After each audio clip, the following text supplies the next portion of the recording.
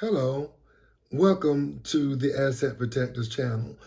Listen, once upon a time in 1997, there was a senator by the name of William V. Roth Jr., and he was a senator out of Delaware. And Senator Roth introduced a piece of legislation that will help individuals with their retirement, help them to get out of or around or deferred taxation. So here's the score. In this particular plan, they would be able to put money into an account, right? In this account, the money would grow tax-free or at least tax-deferred, but the money is actually going to grow tax-free. Once that money grows tax-free, later on in life during retirement, if that person needed to take that money out for themselves or their beneficiaries, then they could have at it. Hello again, my name is Richard Williams. I'm your asset protector, and today I'm going to give you a rundown on how the Backdoor Roth IRA works. Who can get it, what's the benefits, what's the drawbacks and all of that, how it works. Okay. So in the Backdoor Roth IRA strategy, this is how it works. So let's say that it's basically for high income earners. So people who are making upward of $160,000 per year. Okay. This is for higher income earners. So when you make over a certain amount of money, you cannot contribute money into a Roth IRA. But here's the kick. You can put money into a traditional IRA. An IRA basically stands for Individual Retirement Arrangement. Most of us know it as an individual retirement account. So call it either one, but it is an arrangement.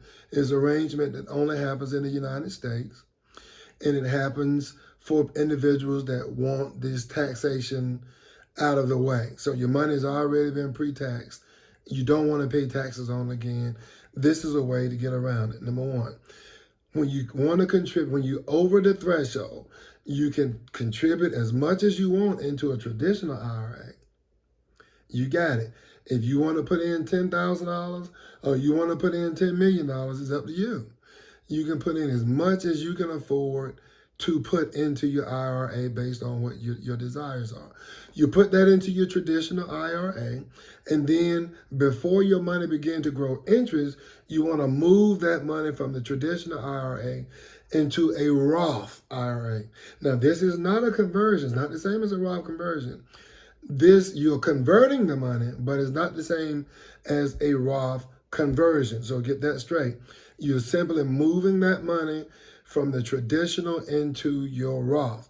If you are single, according to Vanguard, if you make over $165,000 and you're single, you cannot. So anything between 150 and 165, you can put it in there. Now up to 165. So if you make $165,001, you are ineligible to put anything in. But if you make between 150 to 165,000 and you're single, filing single only, then you can put up to $7,000, up to $8,000 if you are married, up to $7,000 if you are single. And I have to go back and retract that. You can put in up to $7,000 into the account if you are under the age of 50. If you are over 50, then you can put in up to $8,000. So I just wanted to put that disclaimer in correction. I'm not going to redo this video. If you make $165,000, you can put up to $7,000 if you are under the age of 50. If you are over 50, then you can put up to $8,000 in there. If you are married and you are filing jointly, you can put in up to if you make up to $236,000, you can put up to $7,000. If you're under 50, you can put up to $8,000 if you are 50 or older. If you decide you want to take your money out and you are 59 and a half years old, considering that that policy has been sitting there for 5 years, you're good. If it's been less than 5 years, then you will get hit with a 10% penalty there, okay? So just keep that in mind. If you are single and you are 50 years and over, you can put $8,000. If you are married, you can put $8,000 per person. So each spouse can put up to $8,000, total of $16,000. Okay. If you are married and your spouse works but you don't work, and your spouse makes up to the threshold amount, $236,000, then you can put in up to $16,000 if you are over the age of 50. If you are under the age of 50 years old, then you can only put in $14,000 or $7,000 per person that's under 50. So let's just say that one spouse is 50 years old and the other spouse is 48 years old, then one spouse will be able to put in 8, the other person will be able to put in 7 for a total of 15,000. Got it? Great. If this is something that you need help with and you have money you need to move over and you have questions about it, reach out to me. Just put in help, HELP, and write it down in the comments, and I'll be happy to help you with that.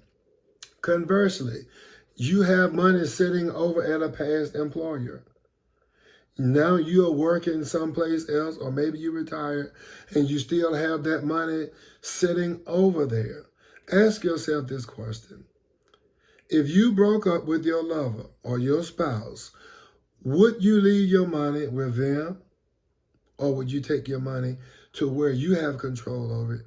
You can run things the way you want to. You get to choose the stocks, get to choose the allocations rather of where you want to put your money in, as opposed to someone else doing it for you. So you want to move your money over, have total, complete control. And you can do that without getting tax implications. All you have to do is move over all of your money. Just move it. You have for example, you have a 401k and some past employer. Move that money over so that you have control of your own money. Now you're running the show and not your past boss. Okay? So you can set up your allocation. You may decide to put your money someplace else because they're just using the same allocations year after year, and you see where you can grow your money. The whole reason for putting it in there is to grow it. So why not you be in control of that? And you could move that money over and it doesn't cost you anything.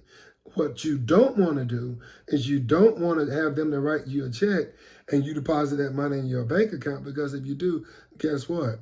That triggers a taxable event. Now, so if you put in $400,000 in there, I don't care if you're 59, 48 years old, 35 years old, or if you're 82. When you move that money over there, there's going to be some tax implications. It's going to happen. So why not just move that money over and not have to pay anything? When you take that money out of there, there's going to be tax implications regardless of your age. Why not move that money over for no charge? And then if you need to borrow $10,000, borrow it from yourself. But don't take the money up front because you need $10,000 and then take the money and put it in the bank. Because guess what the banks are going to do? They're going to take your money and they're going to invest your money while you're paying the taxes. Move the money free of charge, 100%. If you got $400,000 sitting in your 401k, that's how much you're going to move. If you cash it out, you're not going to get the whole 400. So why not take the whole 400, move it over without getting the taxes, and then when you need to move money, you need to take money from that, you're only going to pay taxes on that portion, okay? All right. So I hope this video has added value to you. If it has, give me a thumbs up. If you have a need for this, write help in the comments column down there, and I'll reach out to you. Thank you for watching. See you next time. Bye for now.